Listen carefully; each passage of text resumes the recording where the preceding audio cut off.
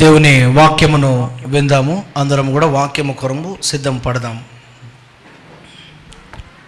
Thank you Jesus. తలలు వంచుదాం, ప్రార్థన చేసుకుందాం. పరిశుద్ధుడా, మీ పాదములకు నమస్కారములు, వందనములు. మాతో మాట్లాడము నాయన, నీ ప్రజలతో మాట్లాడము. ఎవరెవరైతే నాయన లైవ్లో కూడా ఈ కార్యక్రమమును వీక్షిస్తున్నారో వారితో మీరు మాట్లాడండి. ఈ వాగ్దాన సందేశము మా అందరి జీవితములలో నాయన నెరవేర్పులోనికి మీరు తీసుకొని వచ్చి ఈ సందేశము అనేక మందికి ఆశీర్వాదకరముగా ఉండుటకు కృప చూపించండి. యేసు అతి పరిశుద్ధ నామమున ప్రార్థిస్తున్నాము తండ్రి, ఆమేన్. 2020వ సంవత్సరము మనందరికీ ఎంతో భయమును కలుగజేసినటువంటి సంవత్సరం, కలవరమును కలుగజేసినటువంటి సంవత్సరం. బహుశా ఇక్కడ మన ప్రాంతంలో, ఎస్పెషల్లీ మన ఏరియాలో ఈ కోవిడ్-19 మరణాలు తక్కువే. కానీ 2020వ సంవత్సరంలో చాలామంది వారి కుటుంబ సభ్యులని కోల్పోయారు. ఇన్ఫ్యాక్ట్ మా కుటుంబంలో కూడా మా కుటుంబ సభ్యులను మేము కోల్పోయాము.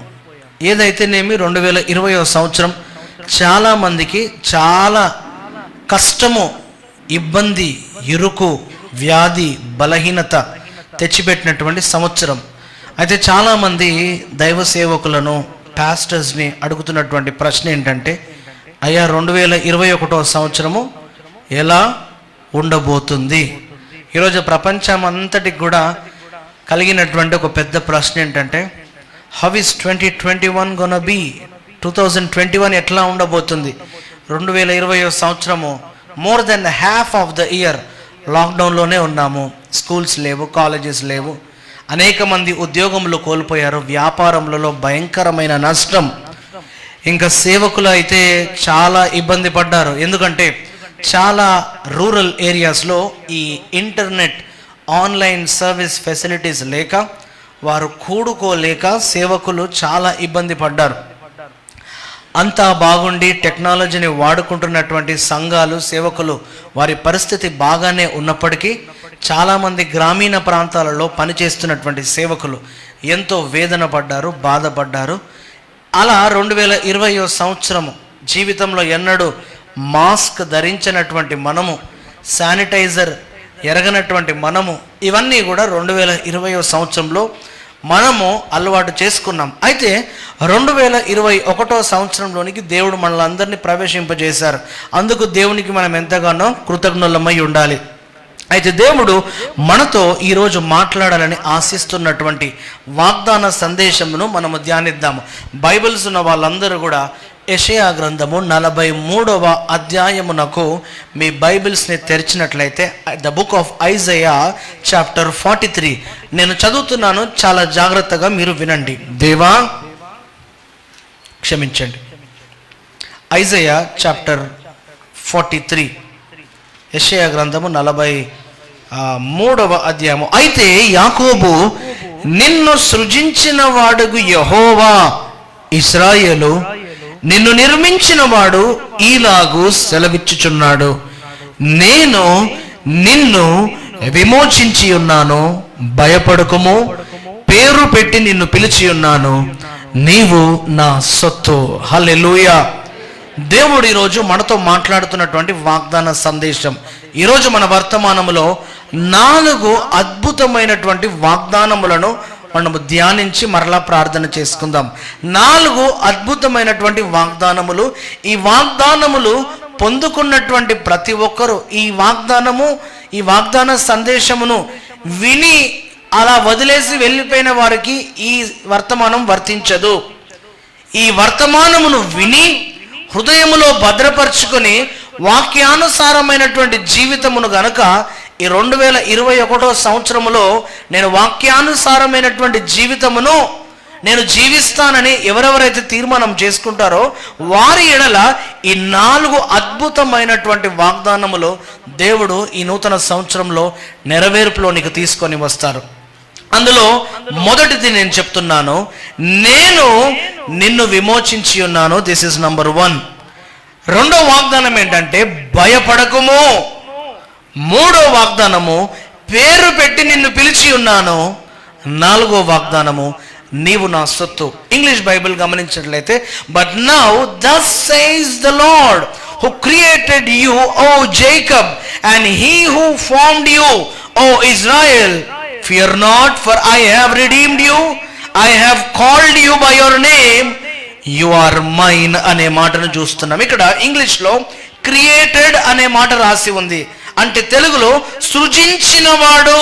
క్రియేటెడ్ అనే ఈ హీబ్రూ పదం యొక్క అర్థం ఏంటంటే టు ఫ్యాషన్ ఏ న్యూ, అంటే ఒక డివైన్ యాక్టివిటీ. క్రియేటెడ్ అంటే క్రియేషన్, నిన్ను సృజించడము అనేది ఒక అద్భుతమైనటువంటి విషయము. తర్వాత ఇంకొక మాట, and he who formed you. Formed అనే మాటకు అర్థము నిర్మించినవాడు. ఇక్కడ రెండు పదములు మీరు గమనించండి, సృజించినవాడు, నిర్మించినవాడు. అయితే యాకోబు, నిన్ను సృజించిన వాడగు యెహోవా. ఇది ఇంగ్లీష్లో క్రియేటెడ్. ఈ క్రియేటెడ్ అనే మాట మరలా మనకు ప్రప్రథమముగా ఎక్కడ కనబడుతుందంటే, ఇంగ్లీష్ బైబిల్ చదివేవారు జెనసిస్ అంటే ఆది కాండము మొట్టమొదటి అధ్యాయము చూడగానే అక్కడ క్రియేటెడ్ అనే మాట రాసి ఉంటుంది. ఈ రెండు మాటలకు అర్థము కూడా ఒకటే, దేవుడు సృజించినది లేక దేవుడు నిర్మించినది. అంటే the formed and he who formed you O Israel అనే మాట మనం ఇక్కడ చూస్తున్నాం. 4 అద్భుతమైన వాగ్దానములు. నేను నిన్ను విమోచించి ఉన్నాను, భయపడకుము, పేరు పెట్టి నిన్ను పిలిచి ఉన్నాను, నీవు నా సొత్తు. ఈ మాటలు వింటున్నప్పుడు ఒకసారి గనుక మనము వెనుకకి వెళ్ళినట్లయితే, నిర్గమకాండములో యెహోవా దేవుడు పలికినటువంటి కొన్ని అద్భుతమైన మాటలు, నిర్గమకాండము 3వ అధ్యాయము 7వ వచనము గనుక మనం చూసినట్లయితే, అక్కడ యెహోవా దేవుడు పలికినటువంటి మాటలు మనందరికీ ఎంతో ఆనందమును, ఎంతో ఆదరణను, ఎంతో ఉత్సాహమును కలుగజేస్తాయి. ఆ మాట విన్నప్పుడు ఎంతో ధైర్యము మనందరికీ. అదేంటంటే, మరియు యెహోవా ఇట్లా, నేను ఐగుప్తులోనున్న నా ప్రజల బాధను నిశ్చయముగా చూచి తిని, పనులలో తమ్మును కష్టపెట్టు వారిని బట్టి వారు పెట్టిన మొరను వింటిని, వారి దుఃఖములు నాకు తెలిసేయున్నవి. ఎంత చక్కని మాట! యెహోవా దేవుడు మాట్లాడుతున్నటువంటి మాటలను ఎవరిని గురించి? తన ప్రజలు, ఏర్పాటు జనాంగమును గూర్చి యెహోవా దేవుడు పలికినటువంటి మాటలు. ఎక్కడున్నారు? ఇశ్రాయేలీలు ఐగుప్తు చెరలో ఉన్నారు. ఆ చెరలో ఉన్న వారిని గూర్చి యెహోవా దేవుడు పలికినటువంటి మాటలను మనము గమనిస్తే, నా ప్రజల బాధను, కష్టమును నేను చూచి ఉన్నాను. I have seen their tears. వారి కన్నీళ్లను నేను చూచాను, వారి బాధను నేను చూచాను, పనులలో వారిని బాధ పెడుతున్నటువంటి ఆ బాధను నేను చూచానని యెహోవా దేవుడు మాట్లాడుతున్నాడు. అయితే ఇక్కడ మీరు గమనించినట్లయితే, యాకోబు అనే మాట మనందరికీ తెలిసినటువంటి యాకోబు. ఎన్నిసార్లు చెప్పుకున్నా, ఎన్నిసార్లు ధ్యానించినా, మరలా ధ్యానించాలి అని ఆశ కలిగేటువంటి ఈ యాకోబు జీవితము మనము గమనించినట్లయితే, మీ అందరికీ తెలుసు, ఆయన పుట్టుకతో మోసగాడు కాడు. ఆయన తల్లే తనను మోసగానిగా తయారు చేసింది. వాళ్ళ ఫాదర్ ఐజాక్, ఇస్సాకు వృద్ధాప్యంలో ఉన్నప్పుడు ఆయనకు ఒక ఆశ కలిగింది. నా మరణ దినములు దగ్గరగా ఉన్నాయి, నా కుమారుణ్ణి నేను ఆశీర్వదిస్తాను, నా జ్యేష్ఠ కుమారుణ్ణి నేను చేతులుంచి ఆశీర్వదిస్తానని ఆశపడినప్పుడు తల్లి ఆ మాటలు విని యాకోబుతో చెప్తుంది, అయ్యా, ఏశావు కంటే ముందే మీ తండ్రికి ఇష్టమైన ఆహారమును నేను సిద్ధము చేస్తాను, నీ తండ్రి దగ్గరికి వెళ్ళి ఏశావు మీదికి పలకనై ఉన్నటువంటి ఆ ఆశీర్వాదమును నీవు తీసుకో అని తల్లి చెప్పినప్పుడు యాకోబు అంటాడు, అమ్మా, అన్నయ్య రోమములు కలిగినటువంటి వాడు, ఒకవేళ తండ్రి ఇది యాకోబు, ఇది ఏశావు కాదు, ఇది యాకోబు అని తెలుసుకున్నట్లయితే ఆశీర్వాదానికి బదులుగా శాపము నా మీదికి వస్తుంది, నేను ఈ పని చేయలేనని చెప్పినప్పుడు వాళ్ళ అమ్మ అంటుంది ఏమనంటే, ఆ శాపమేదో చెప్పండి, ఆ శాపమేదో నా మీద ఉండని, let that curse be upon me, ఆ శాపమేదో నా మీద ఉండని అని చెప్పి ఈ యాకోబుని మోసగాడిగా తయారు చేస్తుంది తల్లి. అయితే మీరు గమనించండి, యాకోబు ఇస్సాకు దగ్గరికి వెళ్ళిన తర్వాత ఇస్సాకు పలికినటువంటి కొన్ని అద్భుతమైనటువంటి ప్రవచన ఆశీర్వాదములు అని నేను చెప్తాను. ఏం ఆశీర్వాదములు? ప్రవచన ఆశీర్వాదములు. 27వ అధ్యాయము ఆది కాండమును గమనించినట్లయితే, తన తల్లి ఇచ్చినట్లే ఆహారమును తీసుకొని తండ్రి దగ్గరికి వెళ్తాడు, తడిమి చూస్తాడు, ఇది ఏషావే అని అనుకుంటాడు. అనుకొని గొప్ప వాగ్దానములు పలుకుతాడు. 27వ అధ్యాయము ఆది కాండము. ఆకాశపు మంచును, భూసారమును, విస్తారమైన ధాన్యమును, ద్రాక్షారసమును దేవుడు నీకు అనుగ్రహించుగాక. జనములు నీకు దాసులగుదురు, జనములు నీకు సాగిల పడుదురు. నీ బంధు జనులకు నీవు ఏలికవై ఉండువు. నీ తల్లి పుత్రులు నీకు సాగిల పడుదురు.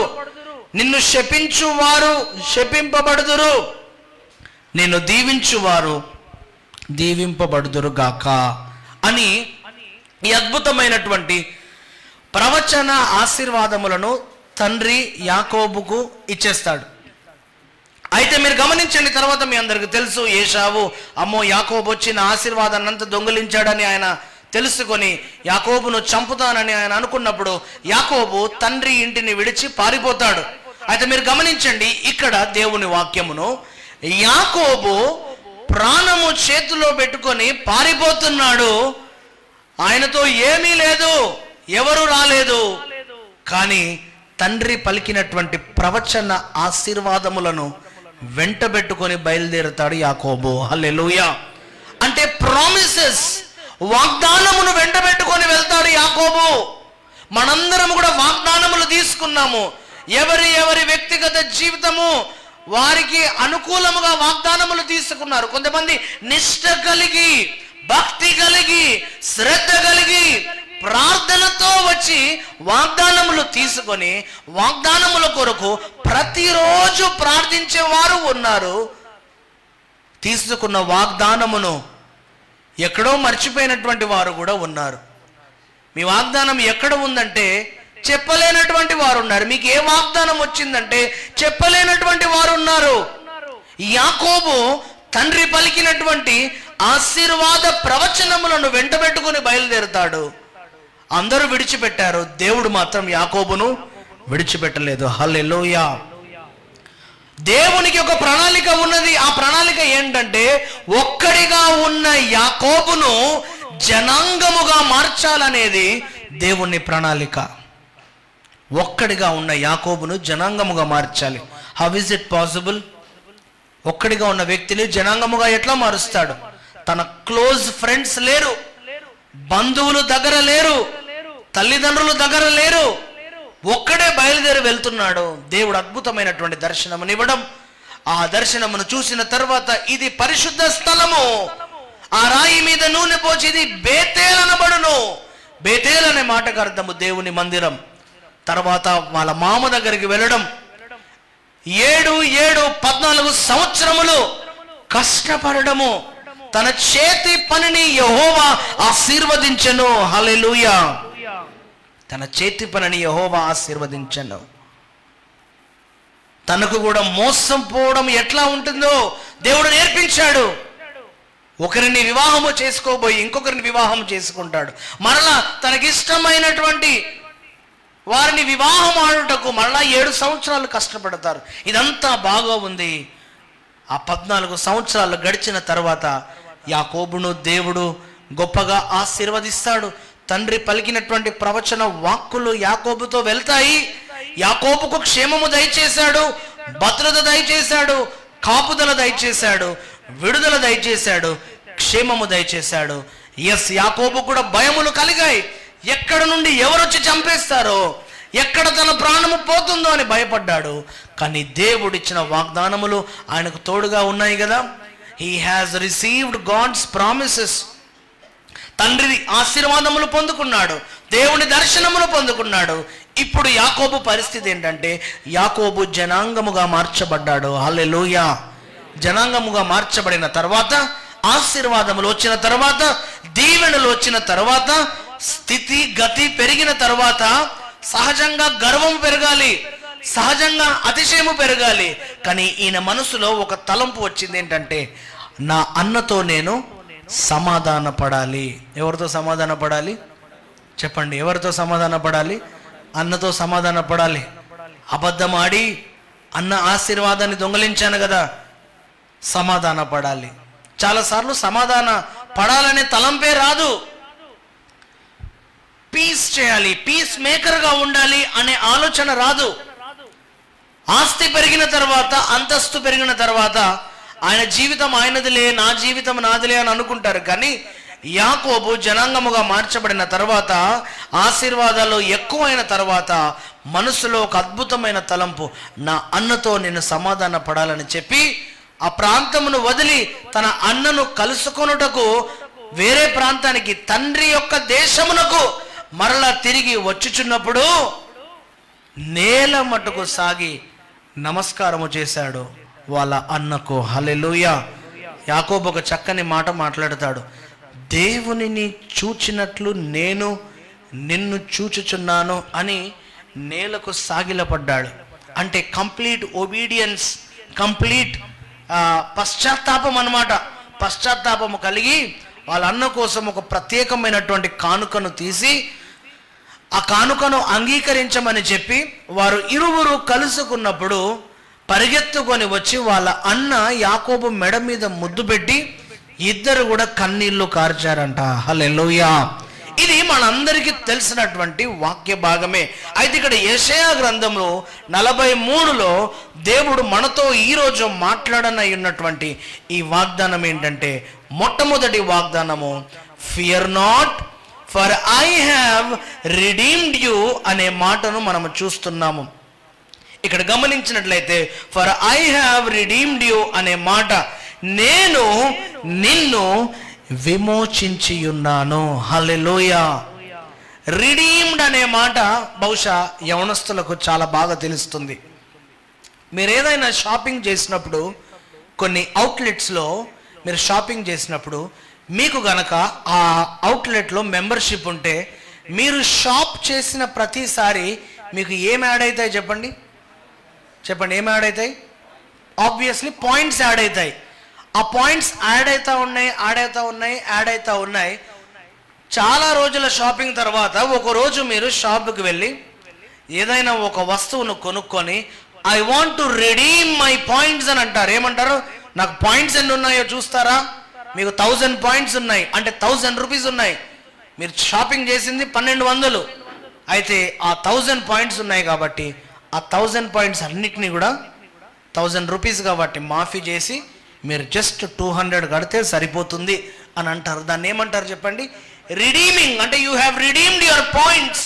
ఇక్కడ దేవుడు చెబుతున్నటువంటి redemption, I have redeemed you అనే మాటకు అర్థం ఏంటంటే, నీ పాపపు భ్రష్టు పట్టినటువంటి జీవితమును, ఆ రోత జీవితమును నాకు ఇచ్చినప్పుడు, ఆ రోత జీవితమును రిడీమింగ్ ప్రాసెస్లో ఆ పాత జీవితమును తీసుకొని నీకు నూతన జీవితమును ప్రసాదిస్తాను. దాన్నే రిడీమింగ్ అంటారు. Hallelujah. I have redeemed you. నిన్ను నూతన పరిచాను, నిన్ను విమోచించి ఉన్నాను. నూతనత్వము రాకుండా, నూతన బలము పొందుకోకుండా, మనసులో నూతనత్వము లేకుండా, మనసులో నూతనత్వము రాకుండా మనము ఎన్ని న్యూ ఇయర్స్ సెలబ్రేట్ చేసుకున్నా, ఎన్ని క్రిస్మస్లు సెలబ్రేట్ చేసుకున్నా, ఎన్ని ఈస్టర్లు సెలబ్రేట్ చేసుకున్నా, it is of no use అని నేను చెప్తాను. ఎప్పుడైతే మనసులో నూతనత్వం వస్తుందో, ఆ రిడెంప్షన్ అనేది ఎప్పుడు వస్తుందో, దేవుడు ఎట్లయితే మనల్ని విమోచించి ఉన్నాడో, ఎలా అయితే రిడీమ్ చేశాడో, మన పాత జీవితమును యాక్సెప్ట్ చేశాడో, మన శాపపు జీవితమును ఎట్లయితే యాక్సెప్ట్ చేశాడో, అయ్యా నీ జీవితం, నా జీవితం మీ హస్తమునకు అప్పగిస్తున్నానని చెప్పినప్పుడు, యాజ్ ఇట్ ఈజ్, ఆ మాట నీవు చెప్పినప్పుడు నీ జీవితం ఎట్లాగైతే ఉందో యాజ్ ఇట్ ఈజ్ దాన్ని దేవుడు యాక్సెప్ట్ చేసి నీకు నూతన జీవితమును దేవుడు ప్రసాదించాడు. దాన్ని రిడెంప్షన్, రిడీమింగ్ అంటారు, దానినే విమోచన అంటారు. ఈ మొట్టమొదటి వాగ్దానము దేవుడు మనకిస్తున్నటువంటి వాగ్దానము, fear not for I have redeemed you. నేను నిన్ను విమోచించి ఉన్నాను, నేను నిన్ను విమోచించి ఉన్నానని దేవుడు మీ అందరితో మాట్లాడుతున్నాడు. ఇది మొట్టమొదటి వాగ్దానము. రెండో వాగ్దానము గమనించినట్లయితే భయపడకుము. ఏంటి రెండో వాగ్దానము? భయపడకుము. ఇంగ్లీష్లో ఫియర్ నాట్. ఈ మాట విన్నప్పుడల్లా, చదివినప్పుడల్లా మనకు ఎంత ధైర్యం కలుగుతుంది. 2020 సంవత్సరము మనకు భయమును కలుగజేసిన సంవత్సరము, కలవరమును కలుగజేసిన సంవత్సరము. ఈ 2021లో కూడా ఇంకా కొన్ని భయములు మనకు కలుగుతున్నాయి. న్యూస్ చదివినప్పుడు, న్యూస్ విన్నప్పుడు, సోషల్ మీడియాలో కరెంట్ అఫైర్స్ చదివినప్పుడు మనము చదువుతున్నటువంటి కొన్ని న్యూస్ మనకు భయములను కలుగజేస్తాయి. సాతానుడు భయమును కలుగజేయవాడు. అయితే యెహోవా దేవుడు ఈరోజు మనతో మాట్లాడుతున్నాడు, భయపడకుము, ఫియర్ నాట్. భయపడకుము. దేనికి భయపడాలి మనము? దేనికి భయపడకూడదు? సాతానుకు భయపడవలసిన అవసరము లేదు. ఎవరికి భయపడవలసిన అవసరం లేదండి? సాతానుకు భయపడవలసిన అవసరం లేదు. దేవునికి భయపడాలి, సాతానుకు భయపడవలసిన అవసరం లేదు. భయపడకుము అని దేవుడు మనతో మాట్లాడుతున్నాడు. Fear not. ఎన్ని భయములు కలిగి ఉంటాం మనము. కుటుంబంలో ఎన్ని భయములు కలిగి ఉంటాం. పిల్లల గురించి భయము, వారి ఎడ్యుకేషన్ గురించి భయము, ఆర్థిక ఒత్తిళ్ళు, మానసిక ఒత్తిళ్ళు, శరీర బలహీనతలు, అవన్నీ ఆలోచన చేసినప్పుడు భయము కలుగుతుంది. 2020 సంవత్సరం కూడా భయము కలిగింది. అయితే ఈ సంవత్సరం దేవుడు మనకు వాగ్దానముని ఇస్తున్నాడు, నేను నిన్ను విమోచించి ఉన్నాను, భయపడకుము. హల్లెలూయా. దేనికి భయపడవలసిన పని లేదు. దేనినైనా మనము ధైర్యముగా ఎదుర్కోవాలి. దేవుడు మన పక్షమున ఉన్నాడు. మన దేవుడు మనల్ని నడిపించువాడు, మనల్ని నడిపించే నాయకుడు. అనుకున్నాడా మోషే తన జీవితంలో, నేనేంటి, నన్ను దేవుడు వాడుకోవడం ఏంటి, తన ప్రజలను విడిపించడానికి దేవుడు నన్ను వాడుకోవడం ఏంటి అని అనుకున్నాడా? మోషే ఎప్పుడైనా అనుకున్నాడా తన జీవితంలో? మోషేని, ఒక హంతకుడిని పేరు పెట్టి దేవుడు పిలిచాడు. ఆ నెక్స్ట్ వాగ్దానం గురించి కూడా మనం ధ్యానించుకుందాం. పేరు పెట్టి మోషేని పిలిచాడు. మోసెస్, మోషే, మన ఆత్మీయ తండ్రి గారని పిలిచాడు కదా. మార్కండయ్య, నీవు నా సేవ చేస్తావా? God knows hour name. దేవునికి మన పేరు తెలుసు. తెలుసా తెలియదా? దేవునికి మన పేరు తెలుసు. బహుశా ఇక్కడ కూర్చున్న అందరిలో కొంతమంది పేర్లు నాకు తెలియదేమో. But God knows everyone's name. God knows you by your name. భయపడకుము. భయపడవలసిన పని లేదు. తన ప్రజలు భయపడుతున్నారు. ఎందుకు భయపడుతున్నారు? అమ్మో, ఈ పని చేయకపోతే ఎప్పుడు ఎవరొచ్చి నా వీపు మీద కొరడాలతో కొడతారో, టైంకు మంచినీళ్ళు లేవు, టైంకు ఆహారం లేదు, భయంకరమైన వెట్టి చాకిరీ చేయిస్తున్నారు. ఎన్సైక్లోపీడియా తెలిసినటువంటి చాలామంది యవనస్తులు మీరు ఒకసారి రీసెర్చ్ చేయండి. ఐగుప్తులో ఉన్నటువంటి కట్టడాలు ఆ రోజుల్లోనే, మెషినరీ టెక్నాలజీ లేనటువంటి ఆ రోజుల్లోనే అంతంత ఎత్తైనటువంటి భవనాలు, ఆ పిరమిడ్స్, వారి యొక్క ఇన్ఫ్రాస్ట్రక్చర్, వారి యొక్క కల్చరల్ బ్యాక్గ్రౌండ్ కనుక మీరు రీసెర్చ్ చేసినట్లయితే ప్రజలు చేసినటువంటి వెట్టి చాకిరీతో భవనములు నిర్మించబడ్డాయి.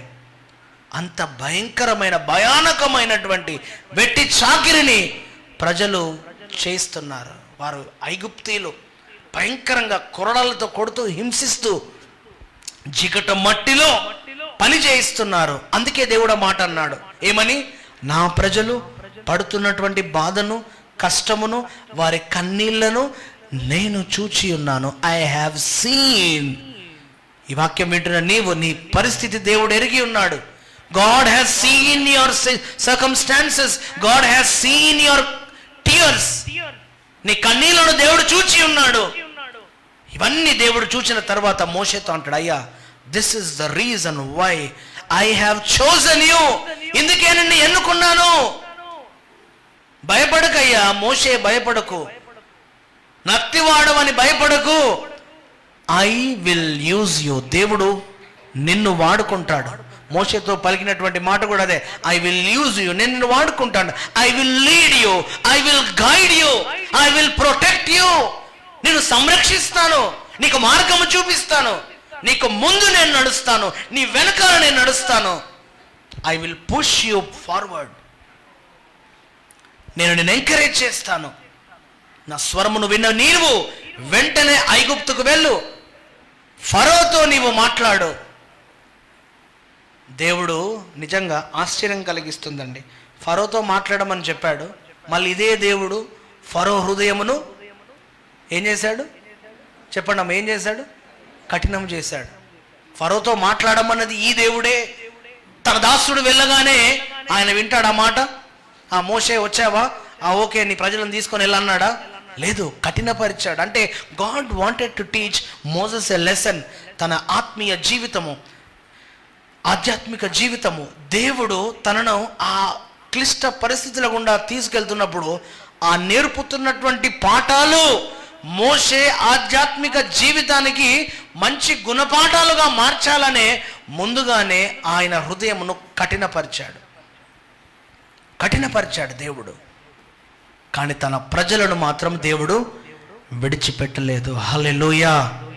తన ప్రజలను దేవుడు ఎప్పుడు విడిచిపెట్టాడు? నూతన సంవత్సర వాగ్దానం ఇదే, ఆయన ప్రజలను ఆయన ఎప్పుడు విడిచిపెట్టాడు. ప్రజలే దేవుణ్ణి విడిచిపెడతారేమో, పరిస్థితులను బట్టి, స్థితిగతులను బట్టి. బైబిల్ చదివినప్పుడు ప్రజలు దేవుణ్ణి విడిచిపెట్టారు.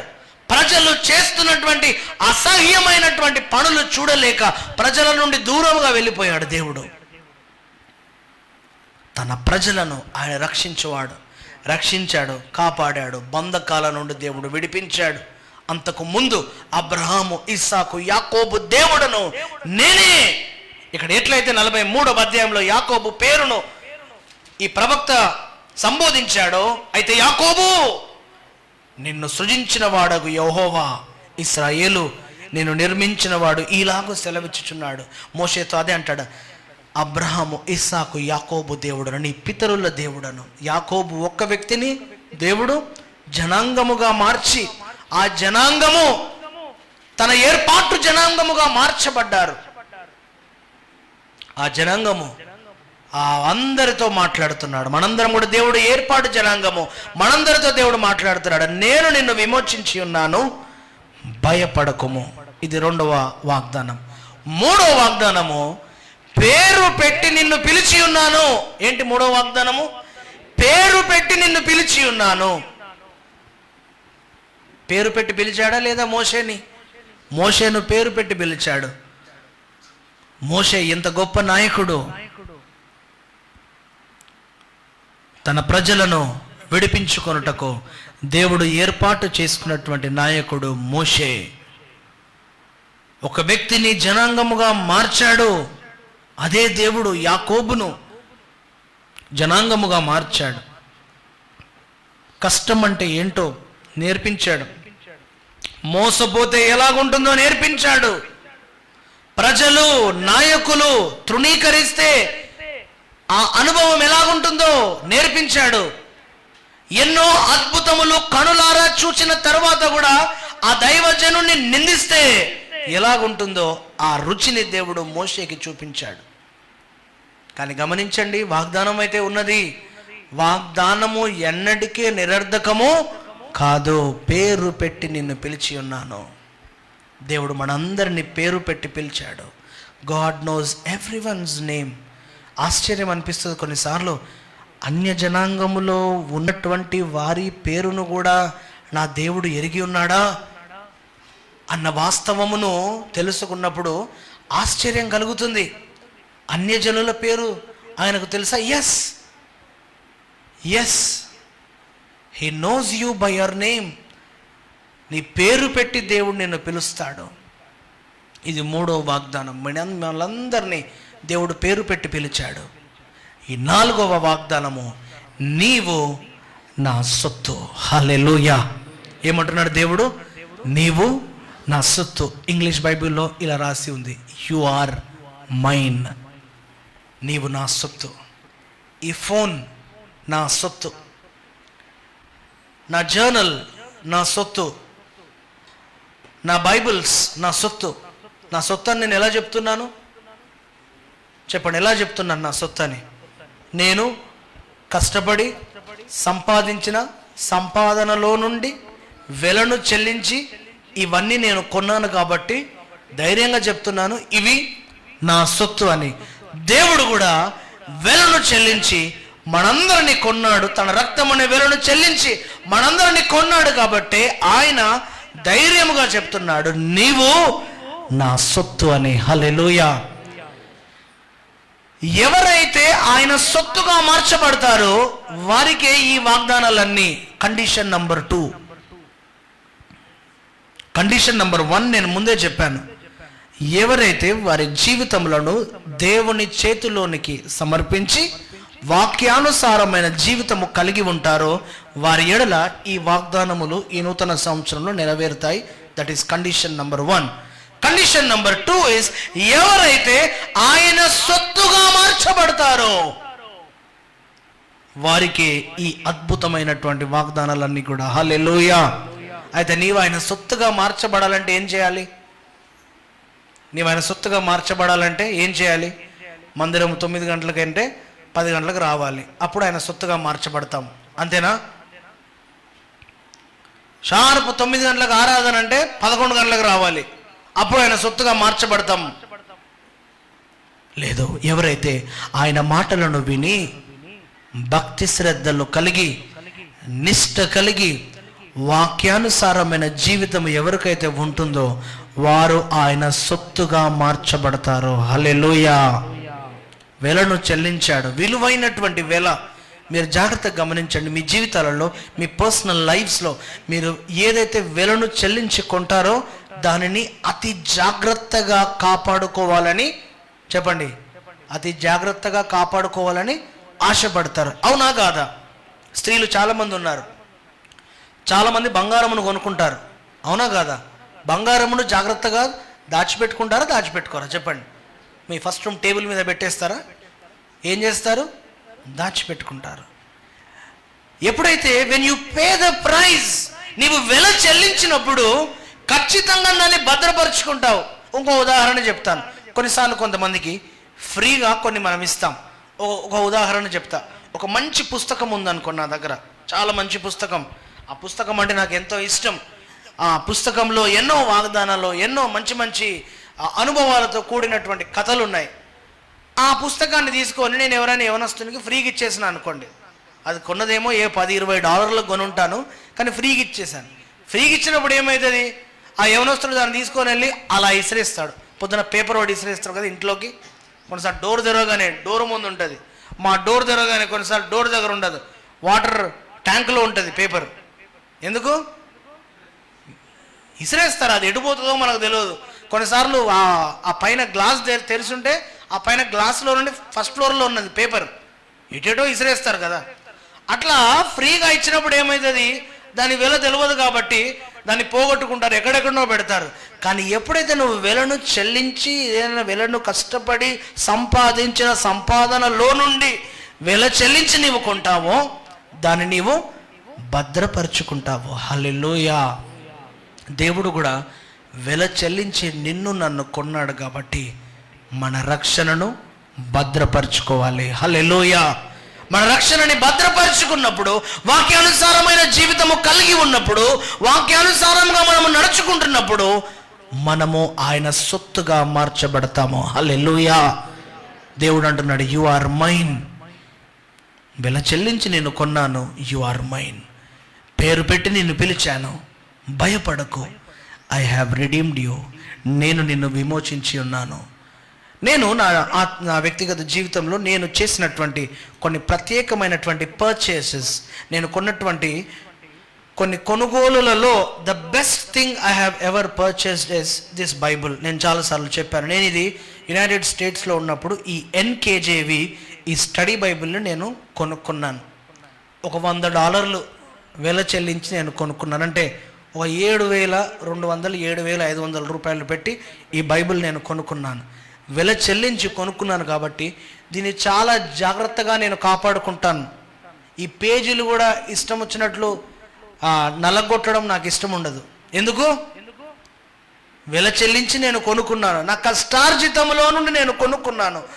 ఇది జీవితములను మార్చే గ్రంథము, ఇది మనతో మాట్లాడే గ్రంథము.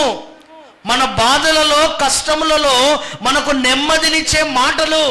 ఈ మాటలు వినడానికి మనకు అత్యాసక్తులమై ఉండాలి, అత్యాసక్తి కలిగి ఉండాలి. ఈ మాటలని మన హృదయంలో భద్రపరచుకోవాలి. ఇలా ఎవరైతే ఇప్పుడు నేను చెప్పినవన్నీ కూడా చేస్తారో వారి ఎడల ఈ అద్భుతమైనటువంటి వాగ్దానములన్నీ కూడా నెరవేర్పులోనికి వస్తాయి. ఒకసారి నాతో కలిసి చెప్తారా? 4 వాగ్దానములు. నేను నిన్ను విమోచించి ఉన్నాను, భయపడకుము, పేరు పెట్టి నిన్ను పిలిచి ఉన్నాను, నీవు నా సొత్తు. ఎంత చక్కని మాట! ఇవన్నీ వాగ్దాన సందేశములు. చాలాసార్లు మనం ఏమనుకుంటామంటే వాగ్దానం తీసుకోగానే అదొకటే వాగ్దానం నెరవేరుతుందేమో మన జీవితంలో అనుకుంటాం. ప్రతి ఆదివారము దైవజనుని నోటిలో నుండి దేవుడు పలికించే వాక్కులు, వాగ్దాన సందేశములు కూడా మన జీవితంలో వాగ్దానములే. హల్లెలూయా! మన జీవితంలో వాగ్దానములే. వాగ్దానము తీసుకోగానే కాదు, వాగ్దానము తీసుకున్నటువంటి వాగ్దానము కొరకు ప్రతిరోజు ప్రార్థన చేసి మన కుటుంబ జీవితంలో ఈ వాగ్దానము నెరవేర్పులోనికి రావాలని నిరంతరము ఎవరైతే ప్రార్థన చేస్తారో, భక్తి శ్రద్ధలు కలిగి ఉంటారో వారి ఎడల దేవుడు ఈ అద్భుత కార్యములు అన్నీ కూడా, ఈ అద్భుత ప్రవచన వాక్కులన్నీ కూడా నెరవేర్పులోనికి తీసుకొని వస్తారు. అయితే ఇప్పుడు ద బిగ్గెస్ట్ క్వశ్చన్, 2021 సంవత్సరం ఎలా ఉండబోతుంది? మీలో చాలామందికి ఈ ప్రశ్న, 2021 సంవత్సరం ఎలా ఉండబోతుంది? ఎలా ఉన్నప్పటికీ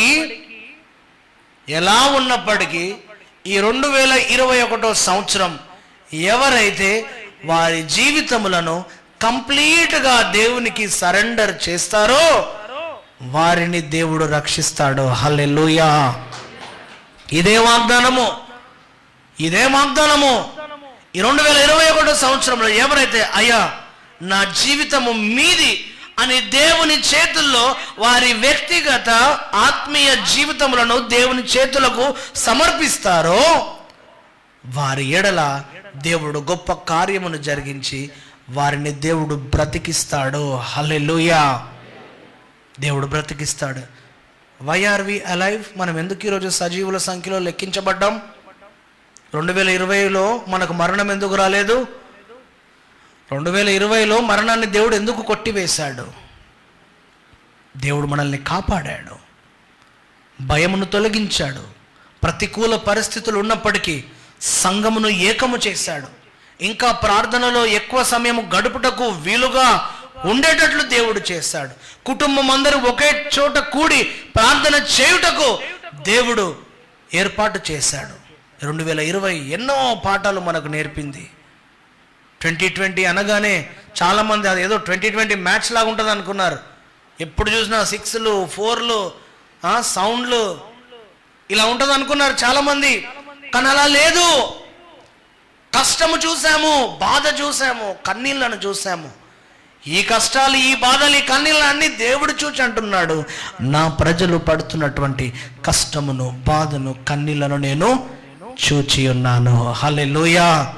నా ప్రజలారా భయపడకండి, నేను మిమ్మల్ని విమోచించి ఉన్నాను, పేరు పెట్టి మిమ్మల్ని పిలిచాను, మీరందరూ కూడా నా సొత్తు అని దేవుడు మనతో మాట్లాడుతున్నాడు.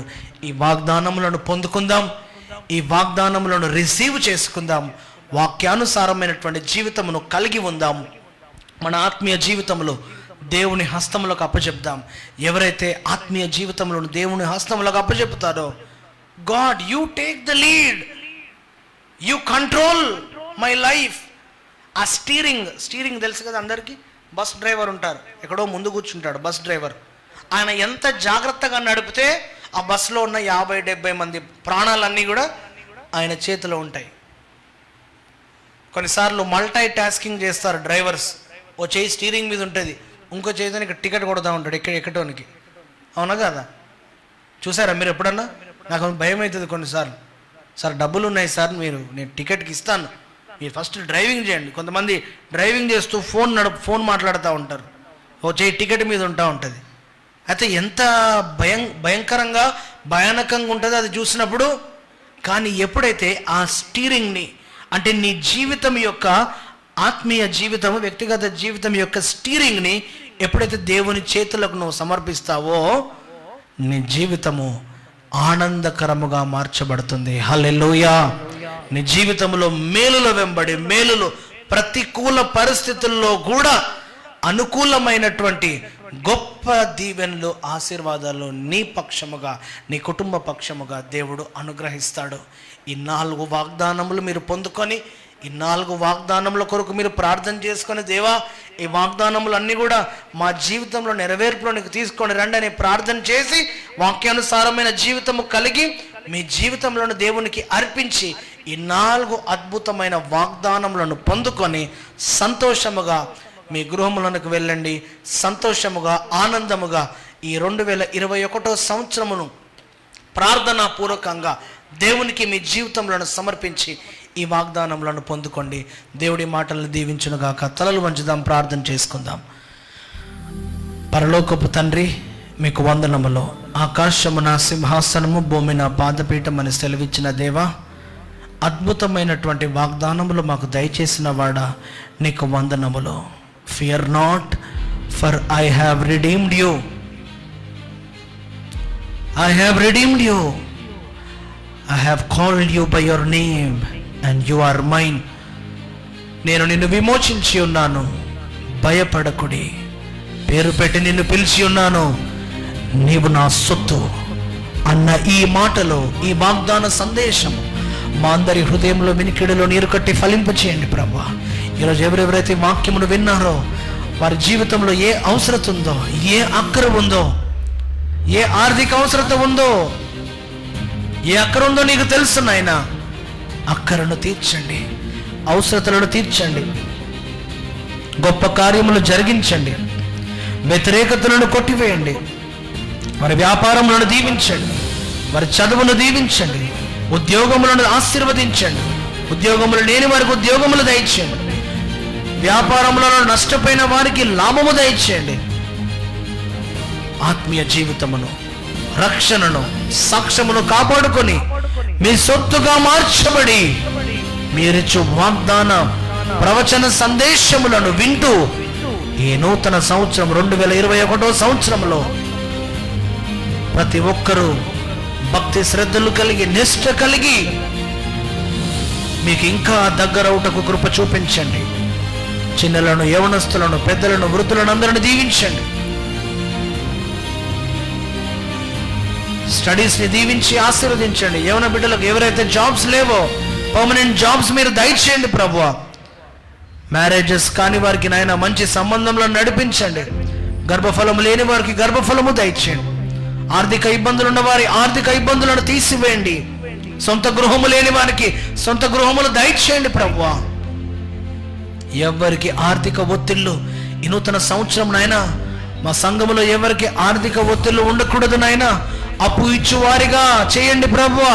ఆకాశ వాకిళ్లు విప్పి ఆశీర్వదించండి, దీవించండి. శరీర బలహీనతలను దూరపరచండి. అన్ని విషయములలో తోడై ఉండండి.